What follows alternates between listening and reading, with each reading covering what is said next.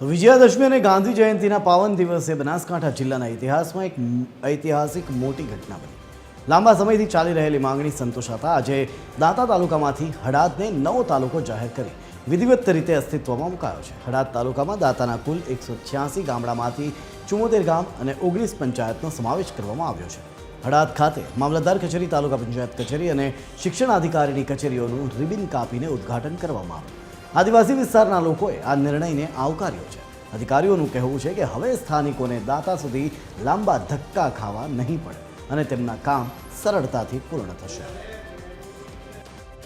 आज से मामलतदार कचेरी, टीडीओ कचेरी और टीपीओ कचेरी का इनाग्रेशन पूरा तालुका में आज तीनों का ऑफिस खुला हुआ है और सभी ट्राइबल लोगों को इसके वजह से बेनिफिट ऐसा है कि सुबह एक ही दिन आएंगे, दाखला वगैरह निकाल कर एक ही दिन में काम खत्म हो जाएंगे। इससे पहले ऐसा ही था, दांता आना है, कागज नहीं मिल रहे तो दूसरे दिन आना पड़ता था, लोगों को हैरान हो रहा था।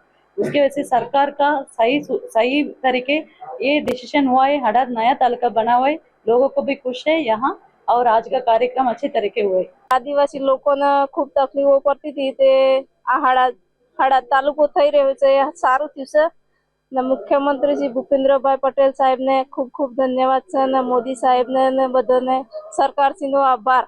आदिवासी लोकोने पण होयना हड़ाद तालुकामां काम थई जशे ने ईओने पण खर्चा पाणी पण बची जशे ने हड़ादमां बधुं थई जशे। कागळना गाड़ीओनी तकलीफ पड़ती थी ने आखा दिवसनो रोज बगाड़ीने दांता जता था ए लोकोने होय समयथी थोड़ा आखा दिवसना समयमां कम थई जशे ईओनुं।